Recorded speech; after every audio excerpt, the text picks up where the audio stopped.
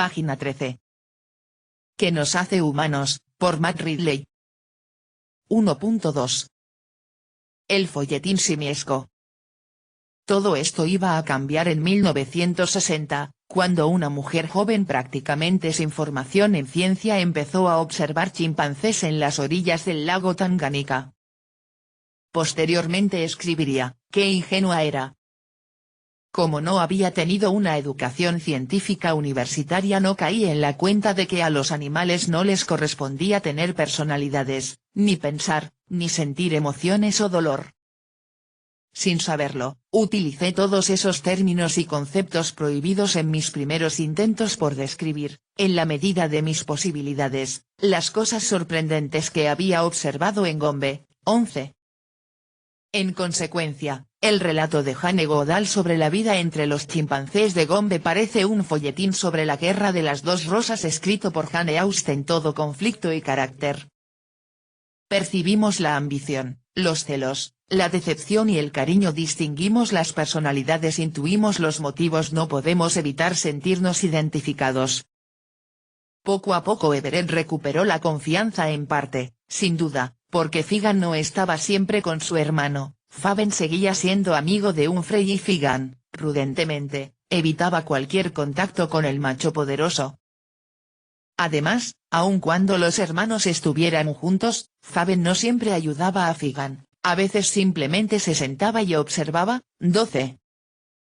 Aunque pocos se dieron cuenta de ello hasta pasado algún tiempo, el antropomorfismo de Goodall había clavado una estaca en el corazón del excepcionalismo humano. Los simios no se revelaron como autómatas torpes y primitivos, sin habilidad para ser personas, sino como seres con vidas sociales tan complejas y sutiles como las nuestras. O bien los seres humanos tenían que ser más instintivos, o bien los animales tenían que ser más conscientes de lo que habíamos sospechado previamente.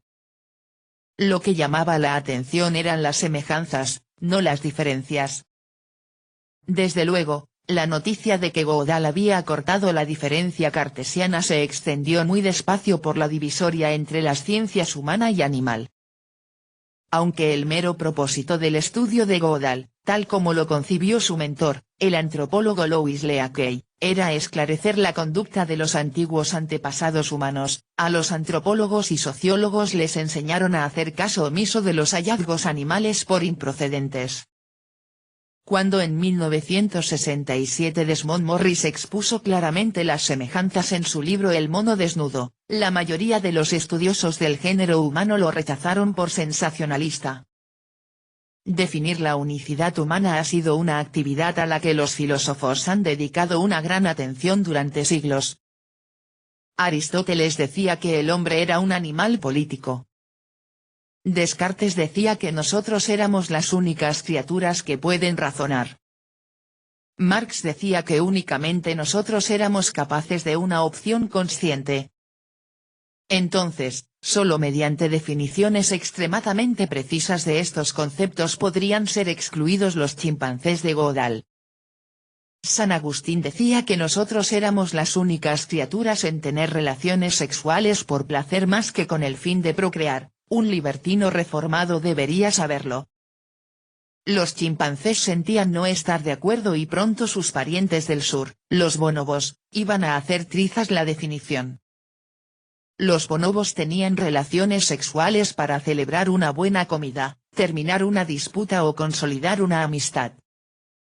Puesto que muchas de estas relaciones son homosexuales o se mantienen con animales jóvenes, es imposible que la procreación constituya siquiera un efecto secundario fortuito. En aquel tiempo pensábamos que éramos la única especie que fabrica y utiliza utensilios.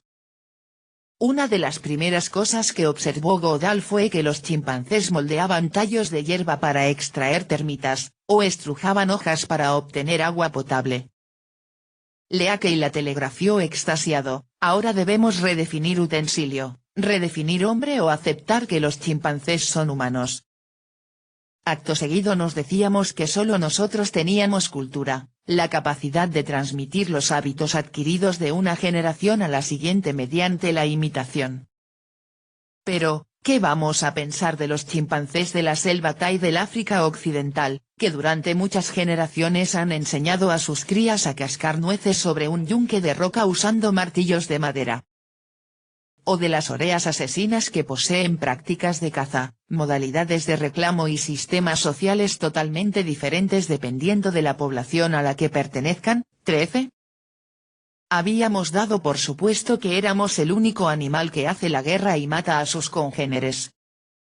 Pero en 1974 los chimpancés de Gombe, y posteriormente la mayoría de las demás colonias estudiadas en África, dieron al traste con esa teoría realizando incursiones silenciosas en el territorio de los grupos vecinos, emboscando a los machos y matándoles a golpes. Todavía pensábamos que éramos el único animal con lenguaje. Pero entonces descubrimos que los monos tienen un vocabulario para referirse a los diferentes depredadores y aves, en tanto que los simios y los loros son capaces de aprender léxicos de símbolos bastante extensos. Hasta ahora no hay nada que sugiera que cualquier otro animal puede adquirir un verdadero dominio de la gramática y la sintaxis, aunque todavía no se ha llegado a conclusiones definitivas en cuanto a los delfines. Algunos científicos creen que los chimpancés no tienen una teoría de la mente, es decir, no pueden imaginar lo que está pensando otro chimpancé. En tal caso, por ejemplo, no podrían afrontar el conocimiento de que otro individuo mantiene una creencia falsa. Pero los experimentos son ambiguos. Los chimpancés engañan de forma sistemática. En una ocasión, una cría de chimpancé fingió que estaba siendo atacada por un adolescente para conseguir que su madre la dejara mamar. 14. Desde luego, parece que sí son capaces de imaginar cómo piensan otros chimpancés. En tiempos más recientes se ha reavivado el argumento de que solo los seres humanos poseen subjetividad. El escritor Kenan Malik sostiene que sencillamente los humanos no son como otros animales, y suponer que lo somos es irracional. Los animales son objetos de las fuerzas naturales, no posibles sujetos de su propio destino. 15. El argumento de Malik es que como únicamente nosotros poseemos conciencia y libre albedrío, solo nosotros podemos escapar de la prisión de nuestras mentes e ir más allá de una visión solipsista del mundo. Con todo, yo sostendría que la conciencia y el libre albedrío no están limitadas a los seres humanos, como tampoco el instinto está limitado a los animales no humanos. Véase la prueba en casi cualquier pasaje de los libros de Godal. Últimamente, hasta los mandriles han ejecutado tareas de discriminación por ordenador lo bastante bien como para demostrar que son capaces de un razonamiento abstracto. Este debate ha estado vigente durante más de un siglo. En 1871, Darwin redactó una lista de peculiaridades humanas que, según se había afirmado, formaban una barrera infranqueable entre el hombre y los animales. Luego aniquiló una a una todas esas peculiaridades. Aunque creía que solo el hombre tenía un sentido moral totalmente desarrollado, dedicó un capítulo entero al argumento de que un sentido moral, en forma primitiva, estaba presente en otros animales.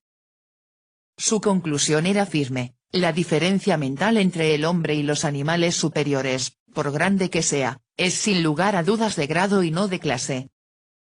Hemos visto que los sentidos y las intuiciones, las diversas emociones y facultades, como el amor, la memoria, la atención, la curiosidad, la imitación, la razón, etc., de las que el hombre se vanagloria, pueden encontrarse en los animales inferiores en estado incipiente o a veces bien desarrolladas. 16. Se mire donde se mire existen semejanzas entre nuestra conducta y la de los animales que sencillamente no se pueden barrer debajo de la alfombra cartesiana. Sin embargo, por supuesto, sería perverso sostener que las personas no difieren de los simios. La verdad es que somos diferentes. Somos más capaces de conocernos a nosotros mismos, de calcular y de alterar nuestro medio. En cierto sentido, está claro que esto nos hace distintos. Hemos construido ciudades, viajado al espacio, rendido culto a dioses y escrito poesía.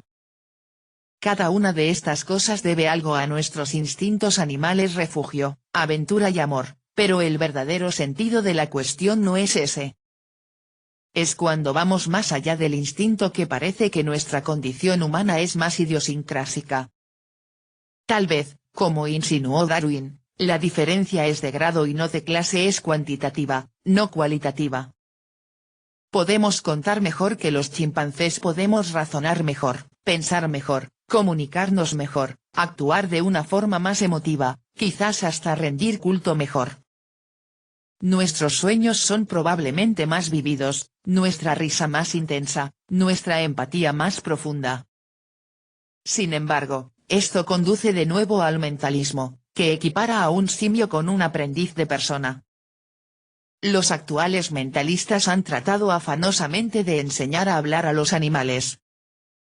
Washoe, un chimpancé, Coco, un gorila, Kanzi, un bonobo, y Alex, un loro, lo han hecho extraordinariamente bien. Han aprendido cientos de palabras, normalmente en forma de lenguaje de signos, y han aprendido a combinar estas palabras en frases rudimentarias. Aún así, como señaló Herbert Terrace después de trabajar con un chimpancé llamado Nichimki, lo que nos han enseñado todos estos experimentos es lo mal que se les da el lenguaje a estos animales. Rara vez pueden rivalizar siquiera con un niño de 2 años, y parecen incapaces de utilizar la sintaxis y la gramática salvo por casualidad. Stalin tiene fama de haber dicho de los militares que la cantidad tiene una cualidad que le es propia. Nuestra aptitud para el lenguaje es tan grande comparada con la de los simios más inteligentes que realmente podría considerarse una diferencia de clase, no de grado. Esto no significa que el habla humana no tenga raíces y analogías en la comunicación animal, pero al mismo tiempo el ala del murciélago tiene una analogía con la pata delantera de la rana, y la rana no puede volar. Admitir que el lenguaje es una diferencia cualitativa no supone, sin embargo, que podamos apartar a los seres humanos de la naturaleza. Las trompas son exclusivas de los elefantes. Escupir veneno es exclusivo de las cobras. La unicidad no es exclusiva. Así pues, ¿qué somos nosotros, semejantes o diferentes a los simios? Las dos cosas.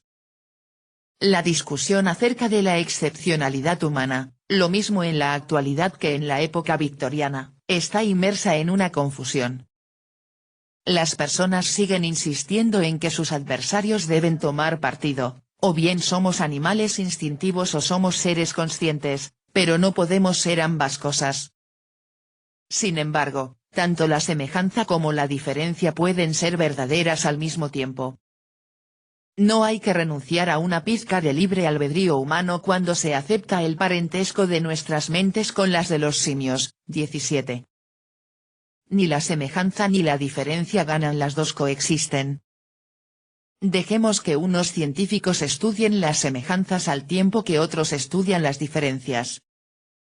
Es hora de que abandonemos lo que la filósofa Mary Midgley ha denominado la extraña separación de los humanos de sus parientes que ha deformado gran parte del pensamiento ilustrado. 18. Página 15.